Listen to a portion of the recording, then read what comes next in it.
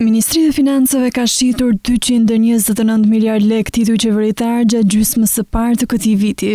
Të dhënat tregojnë se qeveria ka nxjerrë në ankande 3.5 miliard lek bono dhe sari dhe obligacione më pak se në 6 mujorin e parë të vitit të kaluar. Kjo tregon se qeveria nuk ka pasur nevojë të marrë shumë borxh të brendshëm. Bonot dhe thesarit rezultojnë të jenë instrumenti më i emetuar gjatë 2026-s, ndërsa janari dhe marsi kanë shënuar vlera rekord të emetimeve krahasuar me muajt e tjerë. Shitja e titujve qeveritar realizohet në tregun primar dhe sekondar. Në tregun primar qeveria shet për herë të parë tituj dhe merr drejt për drejt parat nga investitorët. Në këtë treg marrin pjesë kryesisht banka tregtare, institucionet financiare dhe në disa raste edhe investitorë të tjerë institucional. Pasi këta tituj janë blerë në tregun primar, ato mund të tregtohen më tej në tregun sekondar. Ky është tregu ku titujt e borxhit që janë emetuar më parë mund të blihen dhe shiten mes bankave, institucioneve financiare apo investitorëve të tjerë, pa përfshirë drejt për drejt qeverinë në transakcion. Sipas një raporti të Ministrisë së Financave për muajin qershor, jeldi mesatari i ofertave konkurruese për bonet e thesarit 12 mujore.